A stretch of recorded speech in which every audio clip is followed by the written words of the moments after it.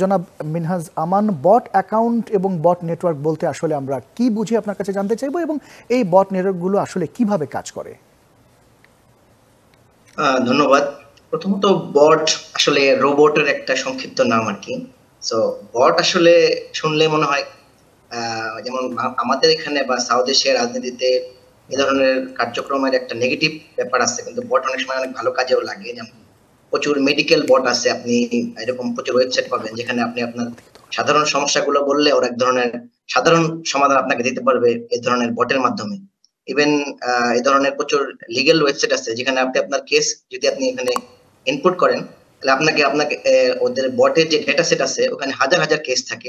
এরকম কেস থেকে আপনার কেসের সাথে যে যেসবগুলো মিলে ওগুলোর ভিত্তিতে আপনাকে বট অ্যান্সার দিবে যে আপনার এই এই লিগ্যাল প্রবলেম আছে, আপনি এই এই সেকশনের আন্ডারে আপনি চাইলে আপনার এই ফাইলটা প্রসিড করতে পারেন। তো রাজনীতিতে বটের ব্যাপারটা বেসিক্যালি শুরু হয়েছে আমার ধারণা 2016 সাল থেকে। ট্রাম্পের ইলেকশনের সময়ের ব্যবহার ছিল। বট এবং বট মূলত ফেসবুকে বেশিরভাগ থাকে, টুইটারে এটা খুবই জনপ্রিয়, এবং এগুলো মূলত এক ধরনের কোঅর্ডিনেশন থাকে যারা আসলে একসাথে 10,000 20,000 নেটওয়ার্ক একটা একটা বিশেষ উদ্দেশ্যে তারা একসাথে কাজ করে। এদের একই রকম কমেন্ট থাকে, একই রকম পোস্ট থাকে, কোথাও একই রকম মেসেজও থাকতে পারে। তো এরা বেসিক্যালি একটা নির্দিষ্ট উদ্দেশ্যে এরা একই সাথে কাজ করে। এরা সাধারণত মানুষ হয় না, তবে পেছনে আর এক মানুষ থাকতে পারে।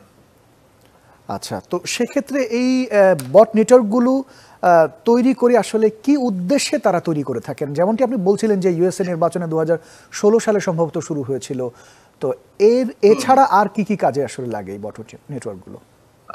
শুধু আমেরিকা না, ব্রাজিল, ইন্ডিয়া, টার্কি এরকম বিভিন্ন দেশে নির্বাচনে বটের ব্যবহার আছে। তো বট মূলত বটের অনেকগুলা বেসিক কাজ থাকে পলিটিক্সে, আমি শুধু পলিটিক্সের কথা বলতেছি। ওখানে মূলত থাকে হচ্ছে নিজের মতামতকে বেশি দেখানো, নাম্বারে বেশি দেখানো, এবং নিজের এক ধরনের মেকি জনপ্রিয়তা দেখানো যে এই পোস্টে এত বেশি লোক আমার পক্ষে মন্তব্য করছে। শুধু তাই না, এরকম হয় যে ধরেন আপনি একটা পোস্ট দিলেন, যে পোস্টটা আসলে কোনো একটা critical post to the government or to the some establishment, সেখানে আপনাকে কোনোভাবে অপ্রেসড করার জন্য আপনাকে ওখানে বলা হবে যে এই লোক তো টাকা খেয়েছে। আপনারা গণমাধ্যমে এই ধরনের প্রচুর কমেন্ট আপনারা পান।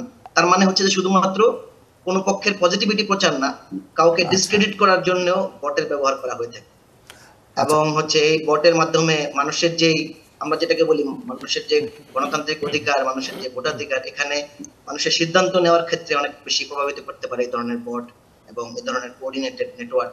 ফলে আপনি আপনার ভোটদানের ক্ষেত্রে আপনার যে পুরনো সিদ্ধান্ত সেটাও প্রভাবিত হতে পারে এই বটের আক্রমণের কারণে। এবং এছাড়া বটের আরো ধরনের সেন্সরশিপের ব্যাপারও আছে, যেমন প্রচুর দেশে জার্নালিস্টদের এগেইনস্ট এই ধরনের বট ব্যবহার করা হয়ে থাকে তাদের অ্যাকাউন্ট হ্যাক করার জন্য, তাদের মেসেঞ্জারে নানা ধরনের আক্রমণ করার জন্য। এই ধরনের প্রচুর কার্যক্রম বটের আছে। এবং ফিলিপাইন সহ সাউথ ইস্ট এশিয়াতে এটা নেগেটিভ আচরণ অনেক বেশি দেখা যায়, এবং দক্ষিণ এশিয়াতে এটা বাংলাদেশে আমাদের প্রথম কাজ, বাট দক্ষিণ এশিয়া ভারতেও এই ধরনের নেটওয়ার্ক ইতিমধ্যে রিভিল হয়েছে।